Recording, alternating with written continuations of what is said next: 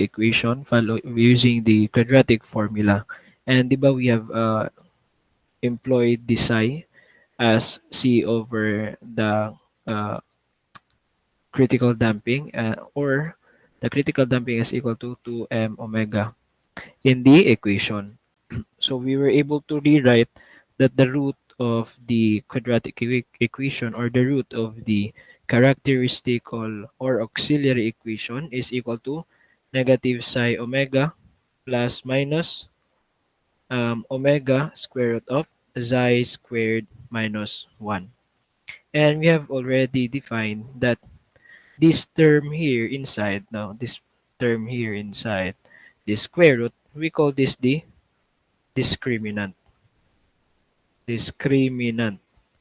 In such a way that it discriminates, no, the root. It can distinguish whether the root, man nag-create, whether the root is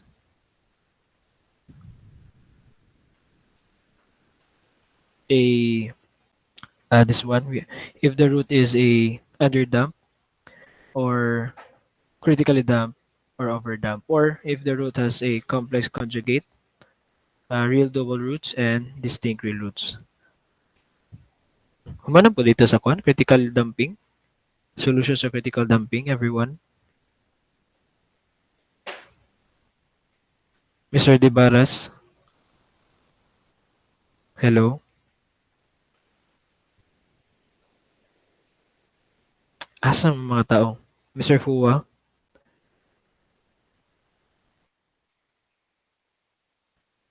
Okay. Humana di tatanan. Ay, okay. So, example na yung tatano. And as well, the method B, na-introduce na ko ang method B. Were I able to introduce the method B, Mr. Fuwa? Na-introduce na ko tong method B. Wala. Okay. Kalimut ko. So, in the solution for of the kuan sa tong ODE, for the undamped differential equation, we have the solution as u of t. Let me just change this one.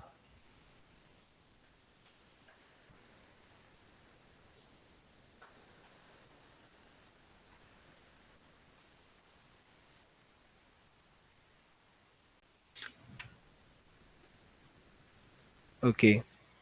So in the undamp, for the undamp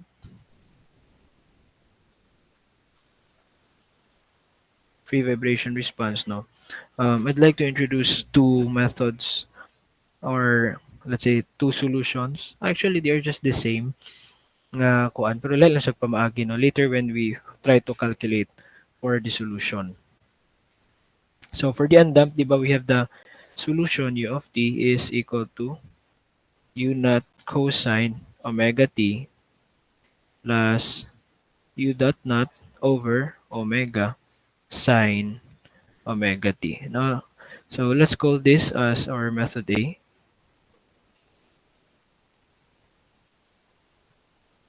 Method A.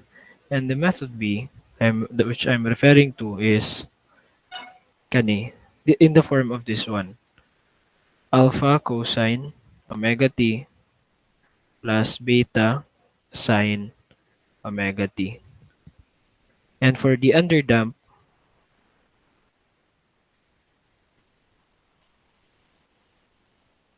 now our u of t is equal to e to the negative psi omega t times u naught cosine omega dt plus u dot naught plus u naught psi omega all over omega d sine omega dt. And this is the method A. We call this method A, and then the method B is the u of t is equal to e to the negative psi omega t times the alpha cosine omega dt plus beta sine omega dt. So, kung yung mamatigdan no, what's the difference? The method B is similar siya tong part no nga si G1 o G2 na lang gani. But of course, instead of using G1 and G2, we use the alpha and the beta.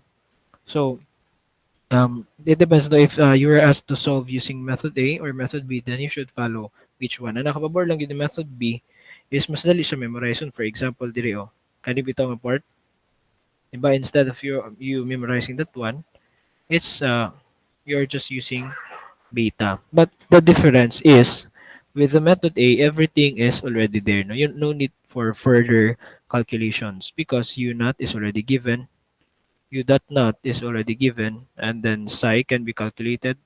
Omega can also be calculated, and as well d omega d, and the time is also given. So if you have these values, you just substitute those values into the equation for the method A. For the method B, since taman raman ta itong ingani nga part no, where this constant are still in the form nga katong unknowns gani, mga G1 and G2, or in this case, we have the alpha and the beta. So pasabot no, we have an additional step for this one. Dali siya memorize. The pro is dali siya memorize on, but the cons is na siya added step no, madugay ta because of this additional step. Kaya nga naman mag initial kuan pa man ta, initial conditions pa man ta ani nga kuan method no conditions. We will apply the initial conditions in order for us to get the alpha and the beta. Pero kato siya when we start calculating, ang makuha na tong alpha is already the kuan specific value, and as well for the beta. Okay. And for the I advise no, actually mas dali si method A for the undamp, underdamp, and for the critically damp. Si method B useful for the overdamp kay tungod sa iya ang kataas. So for the critically damp,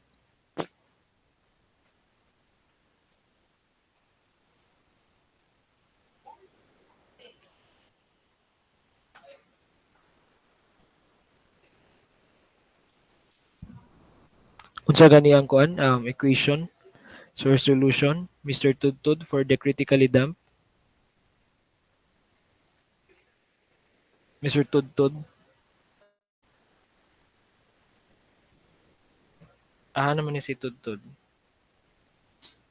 Mr. Tudtud. Okay, wala. Mr. Ribayla, unsa gani ang equation sa critically damp? Ang katong solution.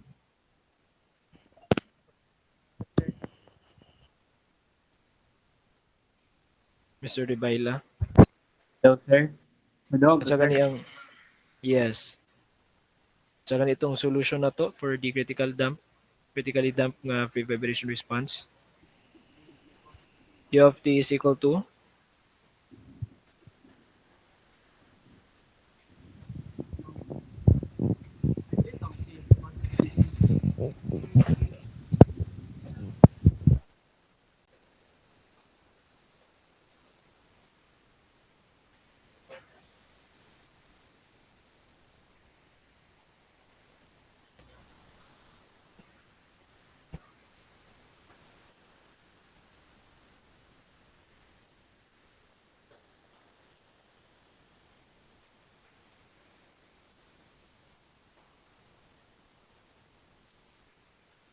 hello, Mr. Ribayla. Naman, Hello, where sir. are you? Yes, what is the solution? No? Unsa man tong equation nga na-derive na to for the critical damp nga critically damp nga free vibration response? Katong U sub O No, multiply. kuan na kato ng solution. Pinakalas. U of t is equal to Katong CC ko sa CC, sir? Dili. Di ba, the solution for the underdamp is kaniman. Mao man yung solution ni underdamp. Mao din ang solution ni undamp. Now, unsa man ang solution ni critically damp? Itong use of not multiplied by 1 plus omega t Unsa to? Use up na plus not times unsa to? use of not multiplied by 1 plus omega t. Use up not multiplied by unsa to? 1 plus omega t. Yan na? Yes, sir. Plus Ah, manigikan. Plus sir. plus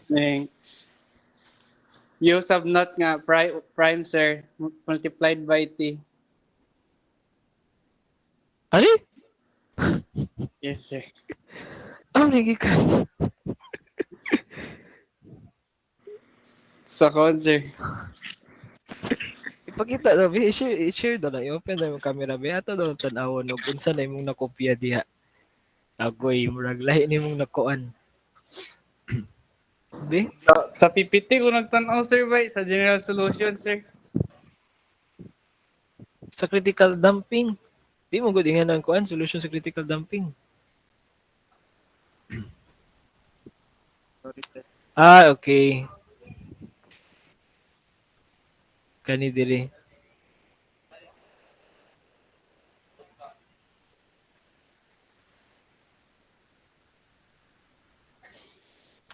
Ayaw na tanawa kato sa akong gitudlo. My God. Na-explain naman ka na ako ni critical dumping, Mr. Ribayla. Di ba? Tungkuan, Miyagi?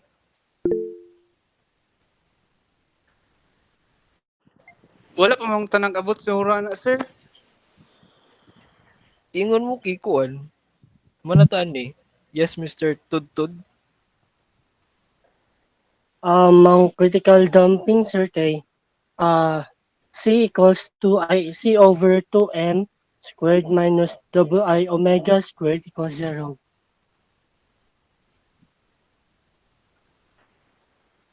Kadali lang ah. Nadaot na nun akong presentation. Unsa man gyud humana tag-discuss sa critical damping or wala pa? Nga critically damp nga free vibration response. Na-discuss wala pa tubag. Na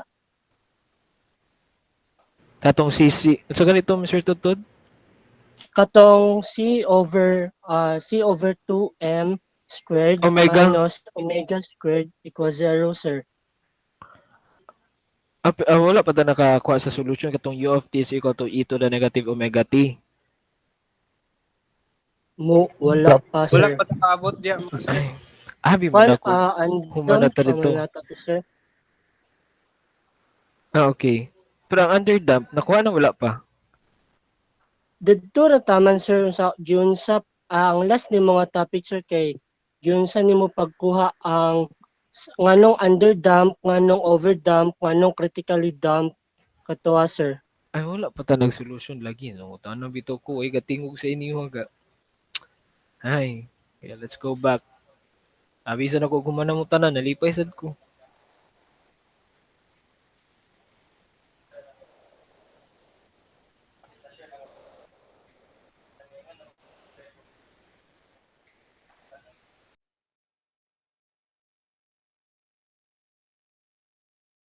For a while lang.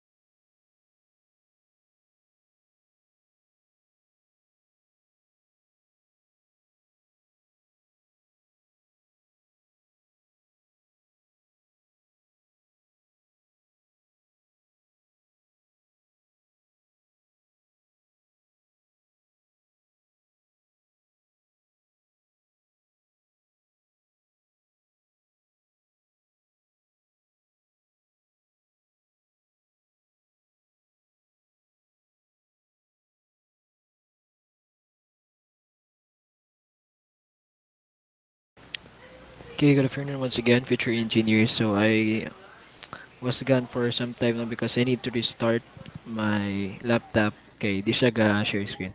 Okay, so let's move forward.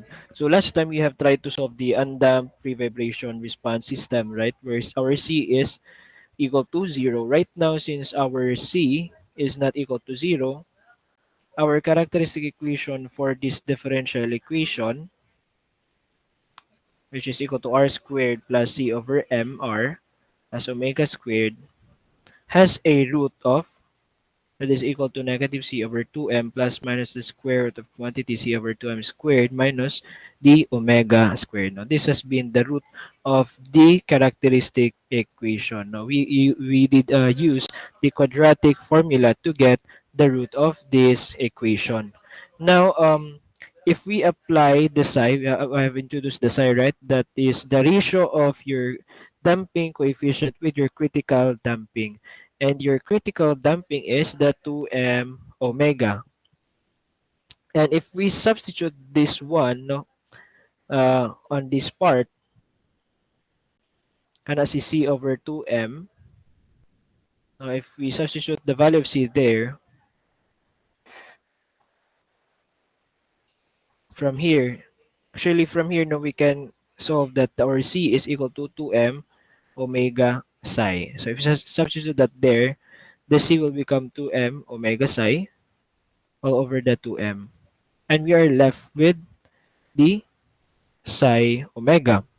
So actually this one, the root can be written as negative psi omega plus minus omega squared square root of psi squared minus 1. And again, as what I have telling you earlier, that the part here na kaning sulod sa square root, no, we call this the discriminant. And the discriminant will discriminate or will distinguish the root of our equation. Now, the root of the quadratic equation, we have three roots of the quadratic equation. We have the complex conjugate roots, no, where our roots has an imaginary, and conjugate, it means the positive and negative of that imaginary or complex number. We can have also a real double roots and the distinct real roots. So the first one corresponds to the underdamped system, this one for the critically damped and for the overdamped, which I've already discussed that to you earlier. Now, let's go back to the root of our auxiliary equation. That is r is equal to negative psi omega plus minus omega square root of xi squared minus 1. Now take note of this one because the root of the auxiliary equation, magbago siya, no, depending on the discriminant. Now for the first part, or for the case A, where for the underdamped system, kabalo naman ta, di ba, that our threshold limit or value is the critical damping.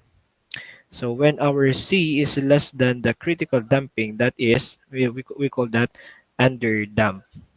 So other consideration is when our psi is less than 1, that is underdamped. Nganong makaingon man ta nga when psi is less than 1 is underdamped? Because the psi is equal to C over CC. And if C is less than CC, we can expect that our psi is also less than 1. Now, what will happen to the discriminant nga part when our psi is less than 1, di ba? So, what will happen to this part? No, psi squared, square root of psi squared minus 1, when the psi is less than 1, we will have a negative integer. So, if since we have a negative integer for the underdamped system, ato nang i-separate daan sin negative 1. So that becomes r psi negative psi omega plus minus omega square root of, you have the 1 minus psi squared times the negative 1. So ito na siya i-separate, kay klaro naman daan na for the underdamped system, the discriminant will be less than 0, a negative number. So with when we say gani less than 0, of course that is a negative number. So muna siya nga gi-factor out na to sa negative 1. So si negative 1, again, the square root of a negative number, that is imaginary or I. So this becomes I omega square root of 1 minus psi squared. Now, kaninga part, no? Natay ko na need designation. This will become our omega d. What is our omega d? Di ba si omega is the natural frequency. Now, when we are talking about the damped structure, natin ginatawag nga ko undamped natural frequency and the damped natural frequency. The omega d, we are going to call this as the damped natural frequency. Unsay formula ni damped natural frequency? Omega d is equal to omega square root of 1 minus psi squared. This will be our omega d. If that is our omega d, then we can rewrite the root of our auxiliary equation again into r is equal to negative psi omega plus minus I omega d. Right? So, which is much better because mas short siya. So, since we have two roots, so we have two solutions. The first one is the first root, and the second solution is the second root. And we substitute that there we'll have g1 e to the quantity negative psi omega plus I omega d times the time, and for the g2, that is e to the quantity negative psi omega minus I omega d times the time, and then we just distribute the time. That becomes e to the negative psi omega d plus I omega dt. And for the G2, this becomes, for the second solution, we'll have G2 e to the negative psi omega t minus I omega dt. And if you remember the superposition principle, that the sum of the solutions is also a solution of the ordinary differential equation. So, ang sum sa solution will also become a solution. That's why we have here the general solution again, g1 e to the negative psi omega t plus I omega dt plus the g2 e to the negative psi omega t minus I omega dt.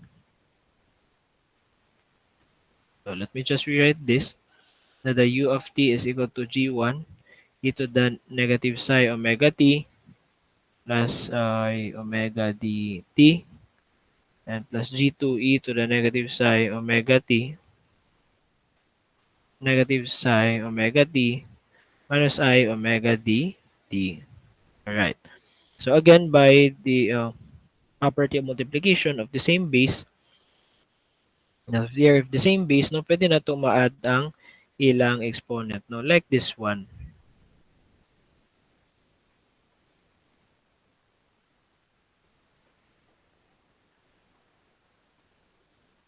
So what should we do is paatras lang siya instead of paingon diri, paatras siya para mas dali ato ang calculations for the solution. So this becomes here e to the negative psi omega t and e to the I omega dt plus g2 e to the negative psi omega t and e to the negative I omega dt. Now we can separate because this part is common. So we can factor that out. That becomes u of t is equal to the negative psi omega t times g1 e to the I omega dt plus g2 e to the negative I omega dt. So finally, we have arrived here. The next step again is if none of the di ba, we are going to get the value of the G1 and the G2. So, unsa na ito pagkuha? Atong kuan og initial conditions that at time is equal to 0, our u of 0 is equal to u naught. And our u dot of 0 is equal to u dot naught. Sige. So, since we have two unknowns, we need two solutions. So the second solution, we are going to get that from the first derivative of the first solution. So we have u dot of t is equal to e to the negative psi omega t times I omega d G1 e to the I omega d t, and minus I omega d G2 e to the negative I omega d t, and then minus psi omega e to the negative psi omega t times G1 e to the I omega dt plus G2 e to the negative I omega dt.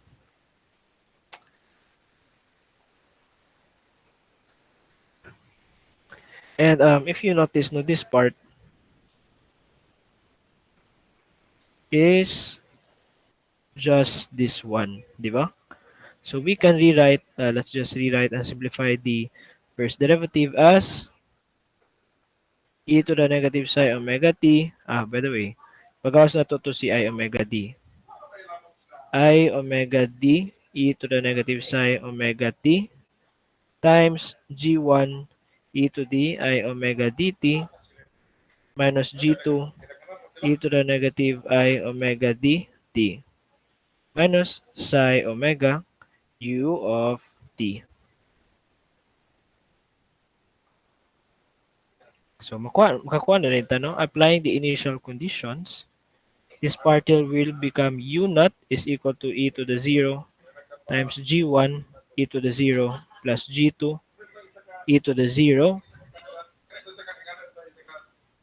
So u naught is equal to g1 plus g2. Let's say this is our equation 1. And for the equation 2, for the u dot or the response velocity, this becomes u dot naught is equal to I omega d e to the 0 times quantity g1 e to the 0 minus g2 e to the 0 minus psi omega u naught. And if we transpose this part, this becomes u dot naught plus psi omega plus u naught times psi omega is equal to I omega d times G1 minus G2. And since ato mong kinanglan nga i-plaster no nga in such a way that the right hand side or the left hand side is only just the G1 and the G2. So we divide the whole equation with I omega d, and then this becomes u dot naught plus u naught psi omega all over I omega d is equal to G1 minus G2. Let's say this is our equation 2.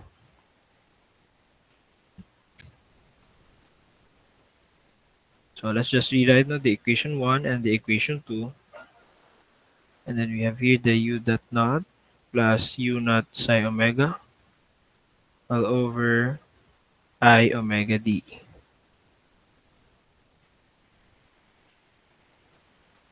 Then we have G1 plus G2. And G1 minus G2. So same rin po ni sa katong sa undamp, no? Now if you add this, you can get the G1, which is equal to 1/2 of u naught plus u dot naught plus u naught psi omega all over I omega d. And G2, no, if we subtract the first to the second, we'll arrive at the solution that G2 is equal to 1/2 times u naught minus u dot naught plus u naught psi omega all over I omega d. G1 and G2 are already there. Then next is we need to get rid of the complex number I. So same lagyan mo sa undab, no? Since we have the e to the positive negative I omega dt, so we are going to use the Euler's equation.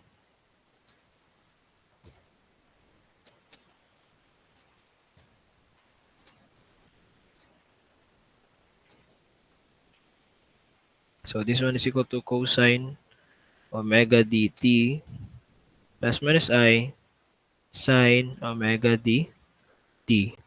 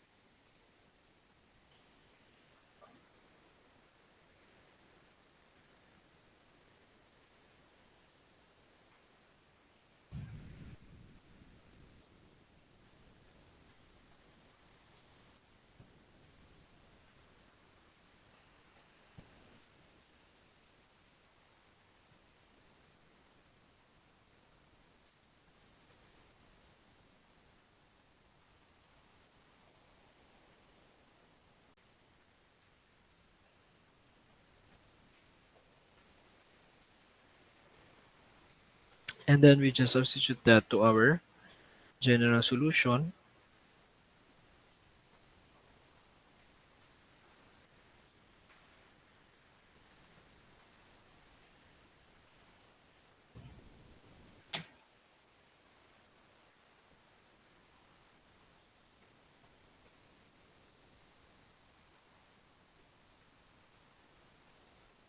Ano yun din itsura, no? E to the negative psi omega t times 1 half times, we have the u naught for the g1, no?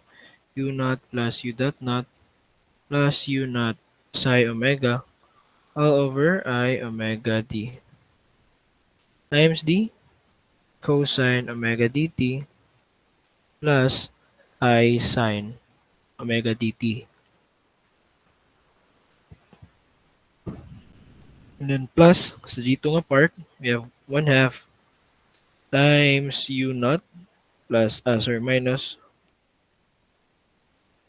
u dot naught plus u naught psi omega over I omega d times cosine omega dt minus I sine omega dt.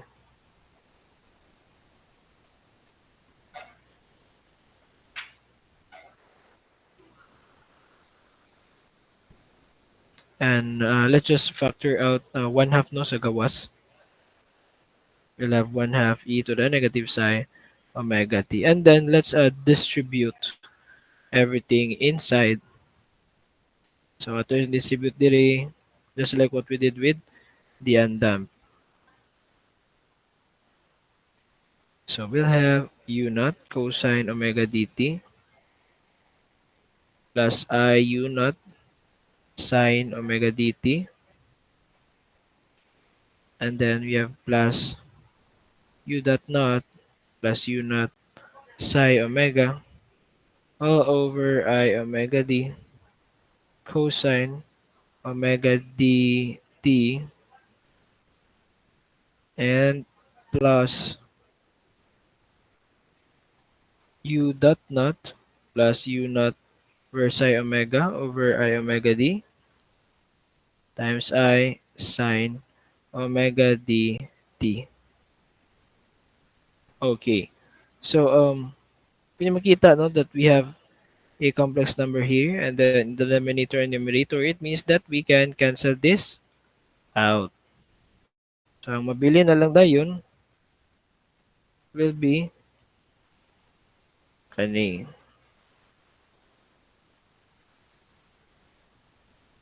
So plus this one, we are going to distribute this one to the whole equation.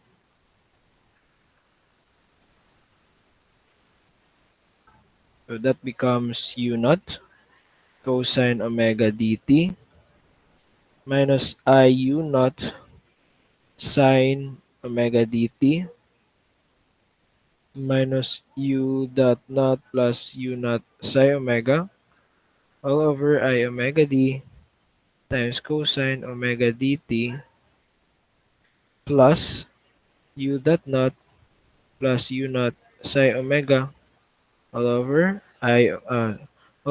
omega d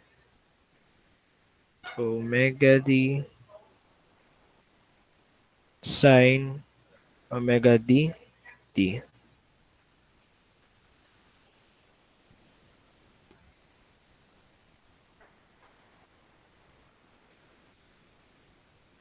So, and after this one, no, we can already perform the operations. So we have like terms here, then we are just going to add them up. But na part during like terms but opposing in sign, no, they have opposite signs. Then of course, ang mabilin will be is just 0. So we'll have 1 half e to the negative psi omega t and then times quantity to u naught cosine omega dt. This one plus this one plus this. So that is positive and negative. So that is just plus 0, plus 0, and plus 2 u dot naught plus u naught psi omega all over omega d sine times sine of omega d d. We distribute 1/2 to the whole equation, so we can arrive at the equation or the solution of our differential equation as e to the negative psi omega t times times u naught as u naught cosine of omega dt plus u dot naught plus u naught psi omega all over omega d sine of omega d t.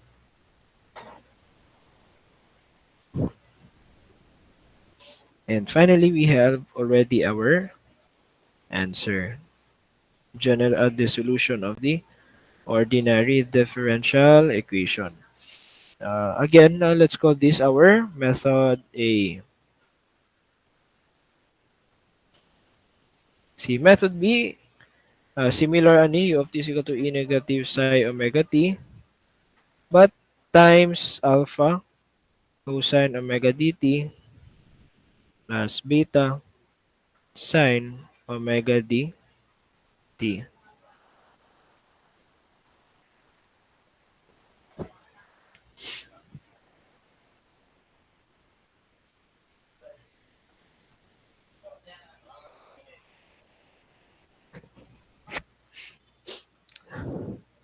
So say difference with method A and B.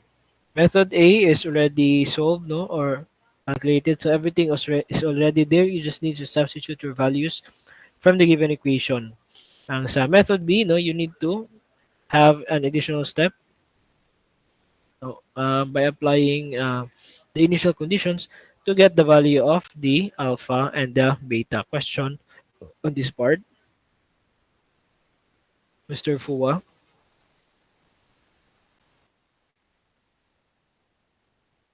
Sir Salise,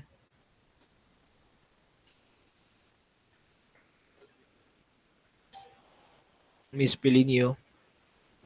You have None any po po, questions? sir. None po, sir. Okay. Okay, so then let's proceed now with the okay critical damping. Okay, this is the underdamp, and this was the what we have derived earlier as the solution of the underdamp system. So when the solution na mo ni ang solution sa kuan differential equation gyapon. So when we graph the undamped structure, no, kung ato i-graph si undamped structure o si damp structure, kabalo naman tadaan no, that si undamped it doesn't rest. So, di ba? So, di na siya makagamay. It will remain constant through time. However, si damp structure, kung ato na siyang i-graph, di ba? Na-expect nga magkagamay na siya. And if we connect the amplitudes there, na ay ma-form, no? That is the pattern of the exponential decay of the damp structure. And by the way, if you remember, di ba, natay katong dimension na period, katong capital T in seconds. So the period is the complete cycle, no, from start up to the end. Ani. So that is a one complete cycle. That is diyan na to pangitawon si period. For the kuan, if the system is damp structure, then ang period po niya ato ra sang tawagon og damp period. Ano na siya? Okay. So there, here we have a graph now of four structures, and the one is an undamped structure or system, and then the 2, 3, and 4 were damp. Nakadamping na sila dumping no sa 2, 3, 4. Pero kung mamatikdan nga lahi ang ilang behavior. Kung mamatikdan si 4, mas dali siya ni gamay compared with the other systems or building. Why? Ano siya nga magkadako ang C, magkaanam kadali mo dissipate ang energy sa tuang structure. So iyang gingon diri yung pilang percent of the damping. So for the 1 di, for the 1 or the psi, no, that is equal to 0. So this is undamped because there is no damping. 0 man siya. Sa structure 2, we have 1%, no, 0.01. Structure 3, we have a damp of 0.02. And sa structure 4, we have a damping ratio of 0.05. And kung yung mamatigdan, no, the higher the damping ratio or kaning percentage niya, mas dali mo dissipate ang energy, no? Mas anam kadali mawala ang vibration compared with the others. So we have here a kuano typical nga damping ratios of different structures. So in seismic design, o man kasagara ginagamit, no, 0.05, especially for concrete buildings. And if we have a steel frame with welded connections and flexible walls, we have a damping ratio of 0.02. And let's say we have a concrete frame with flexible internal walls. So the damping ratio for this one, we're going to use the 0.05. Now, kung i-compare na to ni silang duha, if there is an earthquake, if there is a vibration, mas una mawala ang vibration ni concrete frame with flexible internal walls for the same kuan with the steel frame. So dili pa lang dano kay balo na mo kinsay una mo undang og uyog nga building. And that is the one with the highest damping ratio.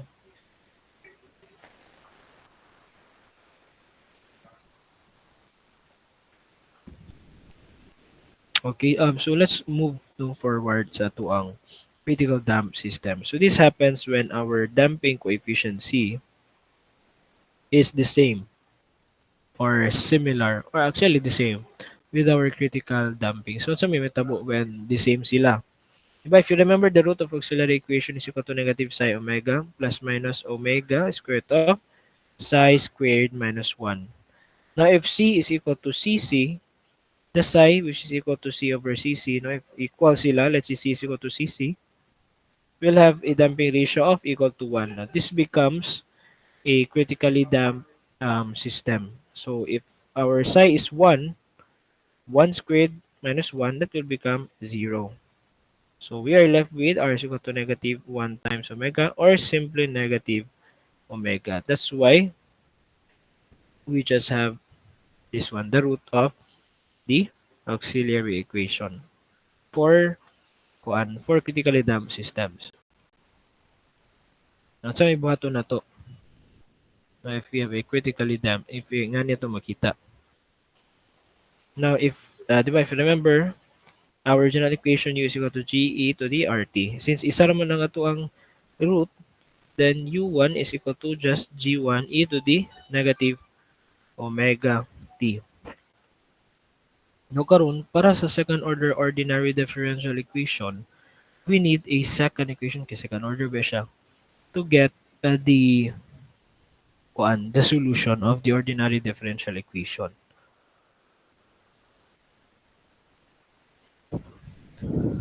Dili na to siya pwede masulat as atong, di ba? Dili na to siya pwede masulat that the U is equal to G1 e to the RT plus G2 e to the RT. So, unsay buhaton ani?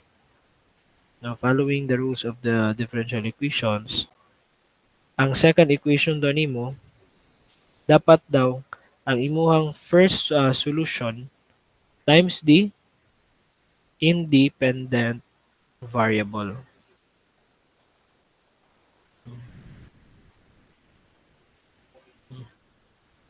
By independent variable, unsa may ato independent variable ani? So, di ba sige tag sulat og u of t?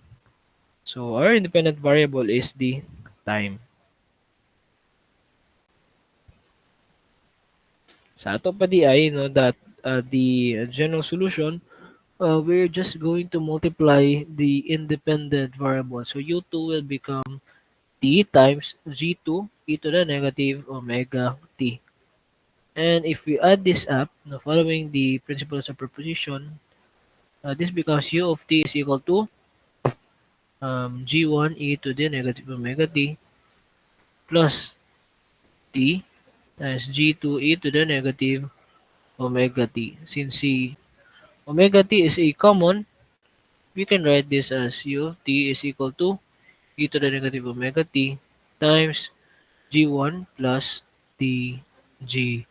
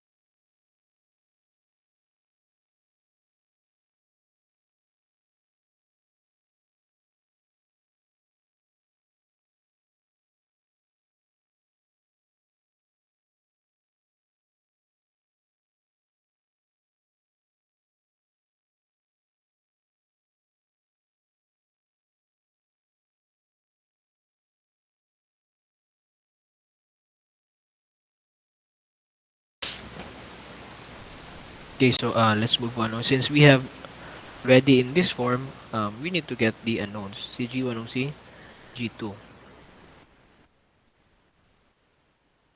So let me just rewrite that one we have u of t is equal to e to the negative omega t times G1 plus t G2. Since there are two unknowns, we need two equations to solve the unknowns. So we're going to get the first derivative of this one.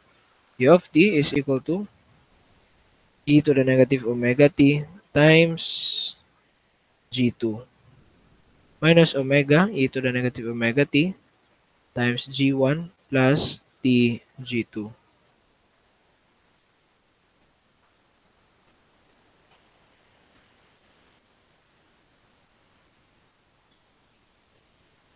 And again, no, kung yung mamatigdan, this part is just this one. So we can further rewrite our u dot of t is equal to e to the negative omega t G2 e to the negative omega t minus omega times u of t.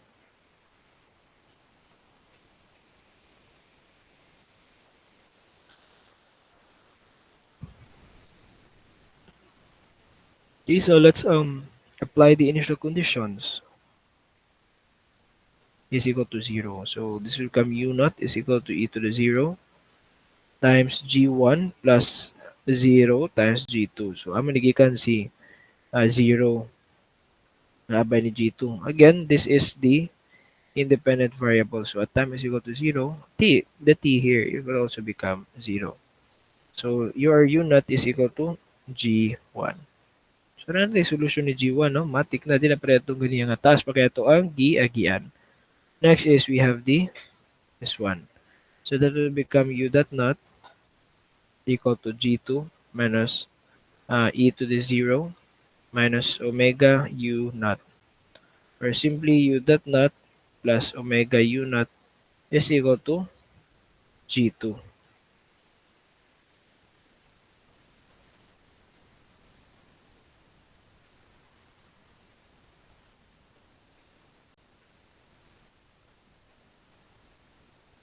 Since you already have your g1 and g2, then matik na. Diba we have u of t is equal to e to the negative omega t times g1 plus t g2.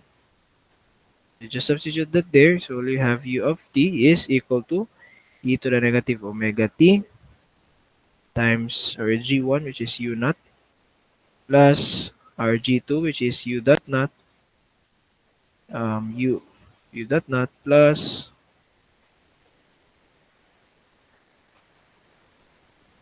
u naught omega times the time.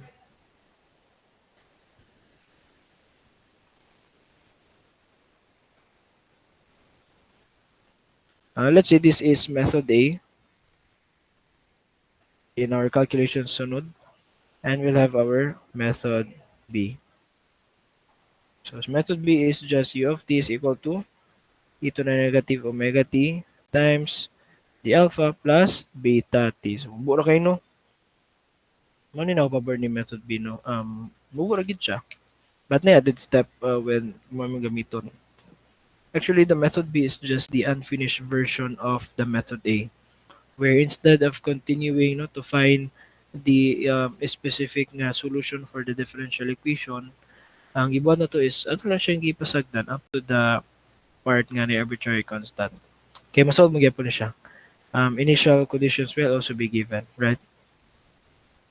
And lastly, we have our overdamp. But before we proceed with the overdamp, um,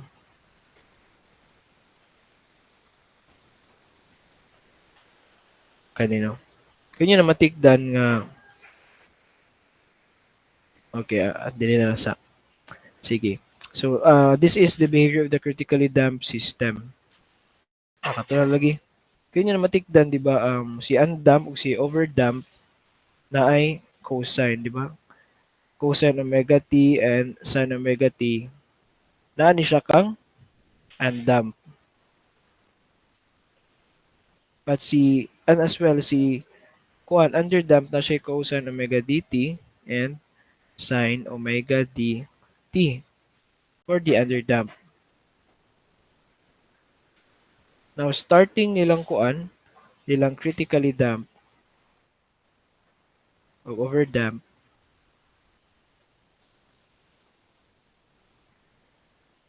wala na cosine o si sine. Unsa din significance ni cosine ug sine? Pagkita pa lang daan nimo sa equation, kung na gani cosine ug sine, pasabot na siya'y ingani. Na siya'y oscillation, no? Na siya'y vibration. So the red one, this is the graph of the cosine x. The blue one is the graph of the sine x. And then the green one is the combination of both. This is just an example. No? Pasabot day, when there is cosine and sine, it means that there is oscillation. Or there is a vibration. Now, upon checking sa ato ang kuan, critically damped nga system, unsa may namatikdan ninyo sa solution? The critically damped system, there is no cosine, there is no sine in the critically damped system. Sa ato pa, diha pa lang dan makaingon na ta nga, uy, the critically damped system has no vibration, there is no oscillation. Mo din na siya ngani din itsura. That upon displacement, the critical damped system will just eventually rest. Dili na siya press up under damp pa mo, anak pa mo, sayo pa. Okay? And for the overdamp, same gyapon, no? There is also no oscillation with the overdamp. So, yung na din natin encountered in practice.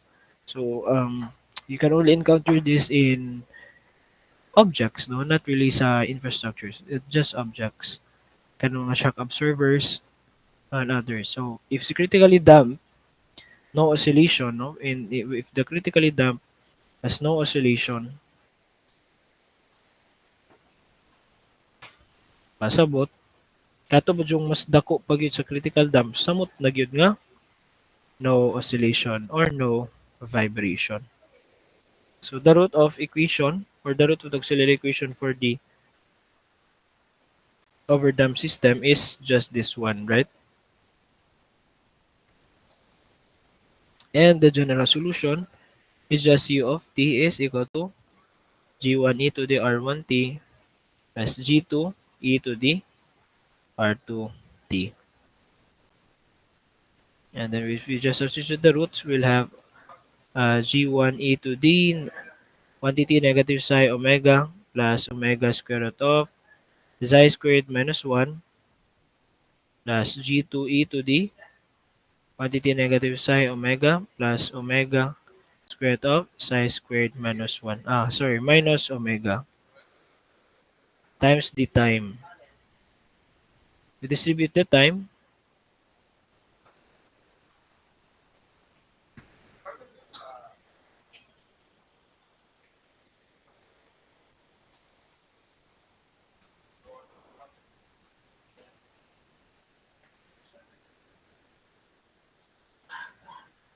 Okay. So again, no, same nga pang before. Ibulag na to ning duha. Kanina ay square root og wala.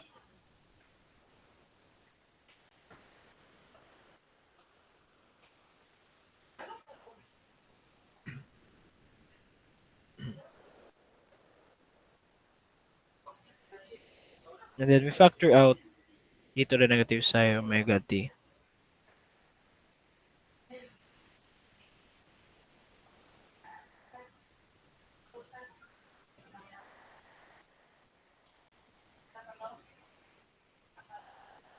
Okay, this one. And then we're going, of course, to find the value of our g1. So our u of t is equal to e to the negative psi omega t times g1 e to the omega t square root of psi squared minus 1 plus g2 e to the negative omega t square root of psi squared minus 1. So to get the second equation, of course, we differentiate the first. So this becomes u of t is equal to e to the negative psi omega t times omega g1 square root of psi squared minus 1 e to the, or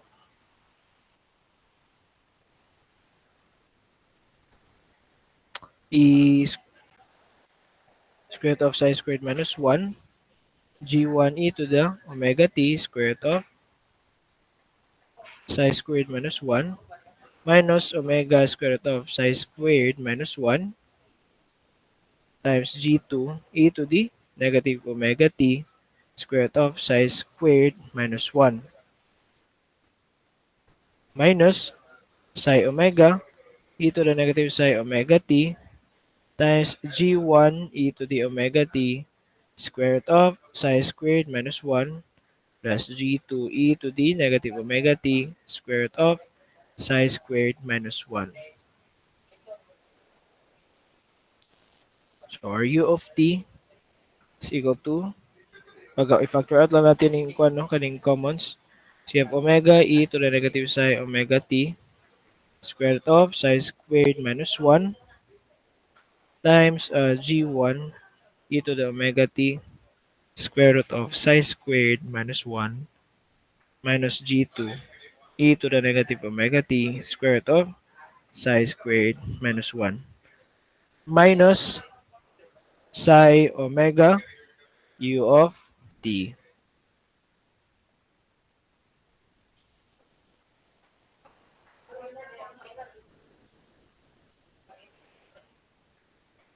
So at time is equal to 0,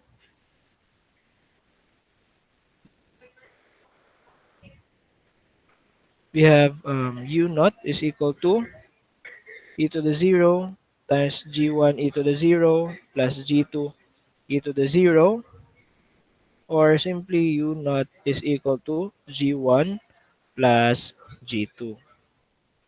For this one,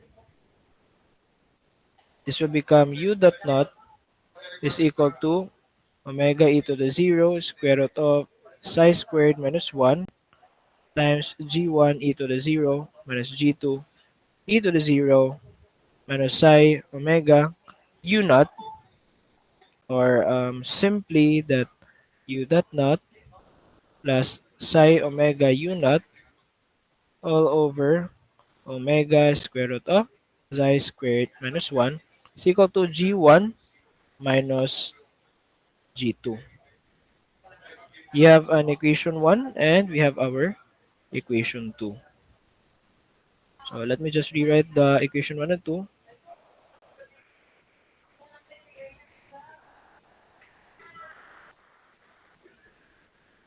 So similar siya sa kuan no sa underdamp gyapon kani nga part. So you have G1 plus G2, G1 minus G2.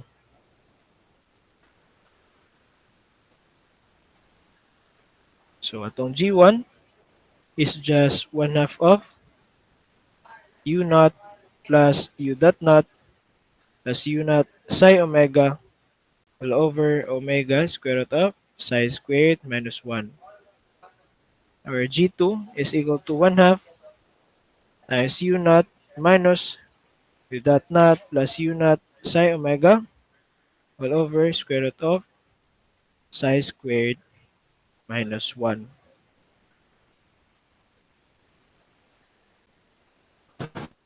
Yes.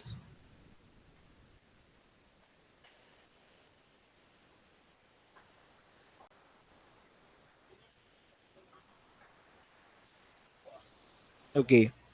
So our U of t will become e to the negative psi omega t.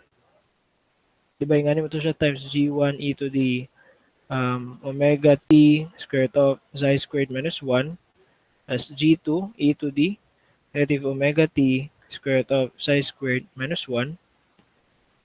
May mo din siyang U of t is equal to e to the negative psi omega t. Let me just rewrite this in the next na lang sheet.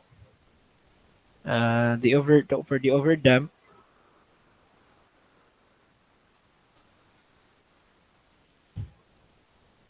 our U of t is equal to negative psi omega t times our G1 is 1/2 times U naught plus U dot naught plus U naught psi omega all over omega square root of psi squared minus 1 times e to the omega t square root of psi squared minus 1 plus another 1/2 times U naught minus U dot naught plus U naught psi omega all over omega square root of psi squared minus 1 times e to the negative omega t square root of psi squared minus 1.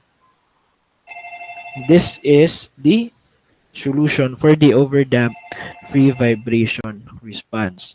Now karon daw big pangayuan dayon mo og sani kung pangayuan dayon mo og kuan first let's say response velocity, so you just need to differentiate this one.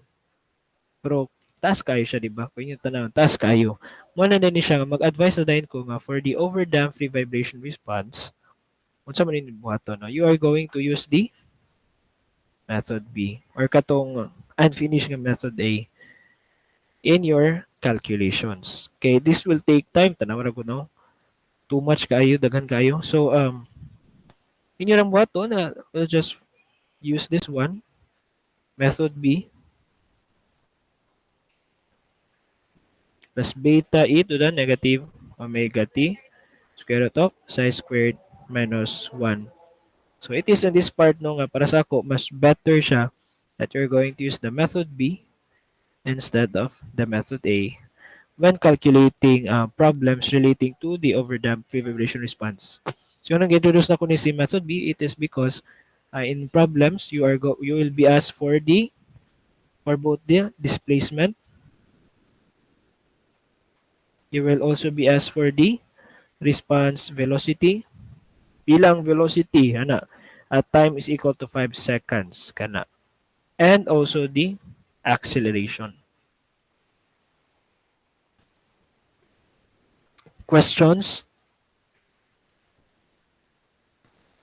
Anyone? Miss Fabria? Fabria? And so far po, sir. Paro, do you have any question? Navarro? Ano man si Navarro? Mr. Ahan? Na sunod That- pa gamay, sir. Kasunod pa mo. Oh. So, mo to siya ang kuan. Mo lang to siya no inyong just familiarize the step. No, so para kung pangutanon ta mo sa unsaon pag-derive, then you can come up, you can follow sa derivation. So let me just summarize Okay, so this ako naman yung na-present sa inyo ano. The for the three damp free vibration response, no. This is the graph for the under damp system. So klaro mo to siya sa iyang equation of motion nga naay cosine og sine x. So it is expected that their behavior will they are oscillating or vibrating until it will stop. Now for the overdamp and the critically damp, 'di ba? Si critically damp una siya nag-stop compared with the overdamp because sa overdamp na sobraan sa iyang damping, there is also no oscillation pero dugay siya nag eventually stop or rest. Sa katong as what I have presented you last time. And then this is the ratio of two successive peaks. Let's say you have the, let's say no na kani, we are talking about the amplitudes. And the ratio of that of two successive, let's say u naught over u1, or let's say of u2 over u3, the ratio of that is equal to e to the negative 2 pi psi omega over omega d. And if you're going to get the natural logarithm of this ratio, you can get, no, we can get delta d, the logarithmic decrement. Logarithmic decrement. So this is the logarithmic decrement.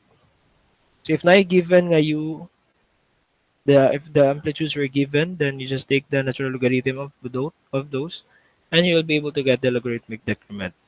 Also, napoy other problems no da ang given is the amplitudes and then pila ka cycle. Actually na pa ni isa. And then pila ka cycle tapos you're going to determine let's say ln 1 over n. Then you're going to determine pila ang damping ratio or pila si omega. So ni nga na po nga mga cases. So unfortunately no, I wasn't able to meet you earlier because kuan nay urgent nga kuan gibuhat, and I was expecting that I can meet you by 10:30, but again I wasn't able to even meet you at 11 a.m. So do you have any questions for this part? Actually, we are all done with the derivation of the solution of the kuan free vibration response. So let me just kuan summarize the equation of motion. So for the undamp, we have u of t. For the method A, we have u of t is equal to u naught cosine omega t plus u dot naught over omega sine omega t. And for the method B, we just turn those kuan into constants. Alpha cosine omega t plus beta sine omega t. For the underdamp,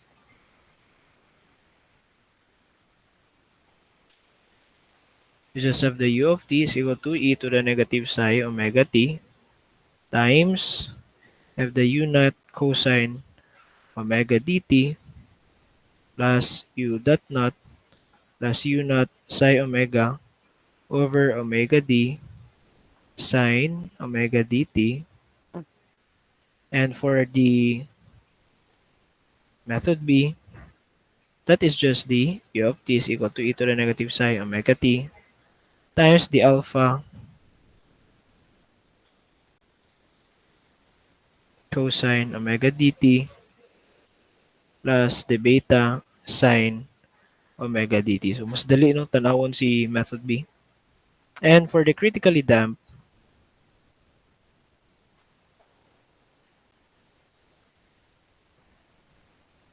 for the method A and B, just before we end our discussion, we have u of t is equal to e to the negative omega t times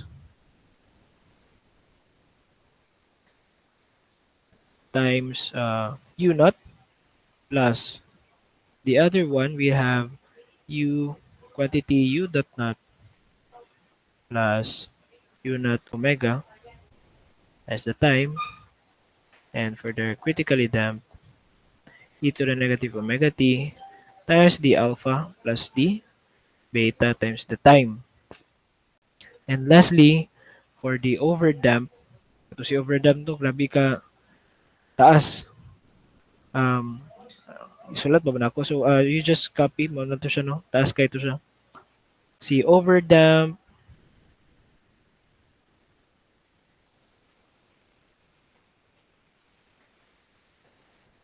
overdamp is just this one. Taas kayo. So, in your calculations, no, I'll allow you to use the overdamp free vibration response, the method B for the overdamp free vibration response, because this is much shorter. But for the for the underdamp, undamp, and critically damped free vibration response, especially the critically damped no mo, bora mo is critically damped, I'll can you advise you to use the method A in the solution. And if you do not have any, but if you have any questions no along the way while you are trying to deal with this one, you can reach out sa ako nyo, you can send me a message. And napod ko katong link nga akong gihatag bitaw last time sa YouTube. That was a complete discussion from undamp up to the underdamp, overdamp free vibration response nga derivation of the solution for the from the second order differential equation sa atong equation of motion. So that's all for today. Unfortunately, I wasn't able to give you an example, but you'll have an assignment after this one. I'll give a post an assignment in relation to this one, and we are going to meet next week.